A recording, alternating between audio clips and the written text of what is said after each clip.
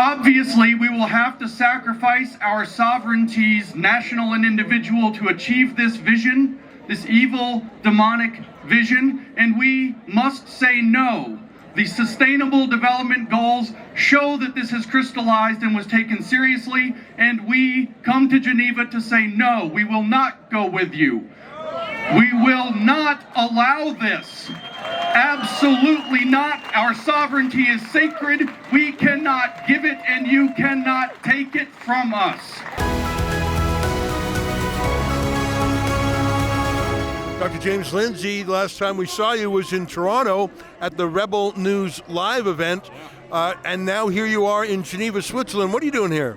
I'm here to tell the United Nations what I think of them, which is that they're the, as I said to the crowd, I said that this is the global headquarters of one of the most evil organizations ever to curse this planet. We stand in front of the global headquarters of one of the most evil organizations ever to curse this planet, and I'm here to condemn it. We may as well be making this event in Red Square in 1934, or before the Chancellery of Berlin in 1944, or in Tiananmen Square in 1954, because the ambition of Geneva in 2024 is the same.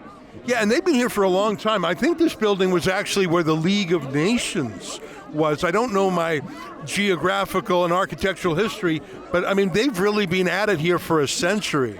Yeah, I see all the flags, and they line all the way down to the blue one, the United Nations flag, higher than the rest, and that offends my sensibilities at a core level. It's the nations that matter. It's not this organization. Yeah, I mean, I have to say, I have no problem with nations meeting each other and talking with each other, and I don't even have a problem with like a permanent hangout where that happens. But instead of just being a place for emissaries representing their national sovereignties, it's become a place unto itself with its own agenda, its own staff. I think there's 300,000 staff. If you add up everyone, you know what? Check me on that stat. But the number of people working for all the UN agencies all around the world, whether it's UN, our Relief Works Agency, or UNICEF, or the Environmental Group, or there's so many agencies. The World Health Organization has got to be one of the biggest. Yeah, I mean, those numbers wouldn't surprise me at all. And like you said, they have their own agenda. That agenda is what I really wanted to speak about. I had 2 minutes, so we had to be tight with it. But basically, since the Millennium Assembly, since the beginning of the 21st century, and outlined to be the model for the whole third millennium for the United Nations, is a vision to seize, and I'm not kidding, this is from Robert Mueller, a former Assistant Secretary General.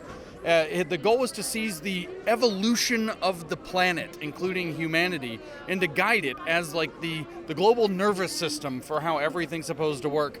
And that, of course, requires sacrificing our sovereignty. They have this agenda. We see the 17 Sustainable Development Goals of Agenda 2030, and they're implementing these things. And so I wanted to say no. That's why I came here. Their ambition is to control the world with a global tyranny and a global religion called sustainability and inclusion.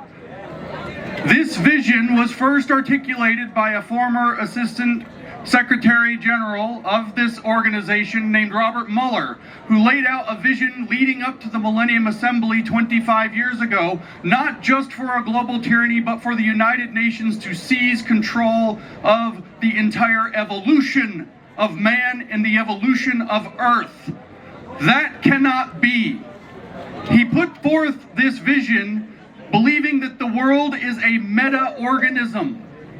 The nations of the world, the ecosystems of the world are like organs of a single body. The people, the plants, the animals are like its cells.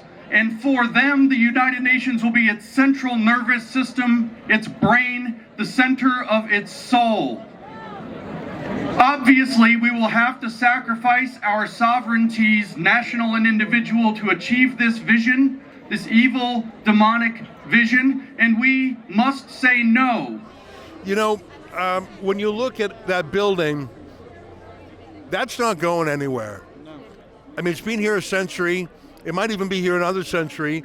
It's designed in that imperial Roman, it's a handsome edifice. It's a little bit brutalist, but it shouts authority and permanence. And I would imagine that if there's a prime minister or a president anywhere in the world who comes up who says, I want to overturn the apple cart, I get the feeling they just sort of chuckle. They just sort of said, yeah, okay, so you're this year's flavor. We'll outlast you. We're not up for election. We don't have to campaign. We can't be voted out. Like even if, God willing, Trump is reelected, they'll just outlast him. Am I being too hopeless here? Maybe a little bit. I mean, they have to be funded somehow, and right now the United States is the bulk of their funding. So if Donald Trump becomes president and pulls out the funding, that could be a major blow to them. I can envision this glorious, beautiful edifice being the home of a wonderful museum that chronicles the true tyrannies of the past and the evils of humanity. But no, I'm not as hopeless as that, because I actually do think that they've exposed themselves. And there's a crowd of maybe a couple thousand here screaming. They've exposed themselves. The U.S., this could be an election issue in the U.S., sacrificing our sovereignty to the global project. That could change the world. Well, I hope you're right. You know, you made me think, though, if America said we're not funding anymore, I was just thinking of who would be right there to fund it. China, Qatar. But then we see. But then we see. If the free world won't fund it and China and Qatar are the funders, then we see. The Sustainable Development Goals show that this has crystallized and was taken seriously, and we come to Geneva to say, no, we will not go with you. We will not allow this. Absolutely not. Our sovereignty is sacred. We cannot give it, and you cannot take it from us. What do you think about the fact that there's Europeans here from all over? When I was young, I sort of wrote off Europe as leftist and socialist. I think that the pendulum is perhaps swinging back. While we're here in Geneva, I look across to London, where we have a reporter, and Tommy Robinson, who's a bit of a conservative populist guy. He has an enormous march, really bringing people out. I think it's in opposition to these latest trends. I've met some European parliamentary candidates who are talking about Frexit, getting France out. Yeah. I've met someone from Portugal. So I think there is a counter-revolutionary movement across Europe. I just don't know how big it is. Yeah, I don't either, but I know that it's growing. I don't just sense it. I know. I've heard statistics from European friends that it's growing and it's on the move. Europeans have a deep history. They're starting to see that the errors of the past of this continent are being repeated, and the energy is different. They're put under it differently than we are over on the North American continent. The immigration has been far longer. The pressure is much more in your face. The sense of losing your country to a foreign force is much more present, and they don't want woke. I know they don't. They've invited me here to Europe several times specifically to say, as an American, tell us how to keep it out. So there's an awakening happening in Europe that I think must be encouraged and must be celebrated. Yeah, I mean, you don't see a lot of organic wokeness. You don't see a lot of the they, them, LGBTQ2 plus L stuff in the wild. In Europe. I mean, in London you sure do. In the UK you sure do. Right. I haven't seen it on the continent. Well, it's great to catch up with you. Yeah. We've seen you in Canada. You've joined us online. It's nice to see you in Geneva. But to the United Nations, I give a warning. That is not a building of glass and steel and concrete. That is Babel. And God shall not be mocked. Their judgment is coming. Thank you.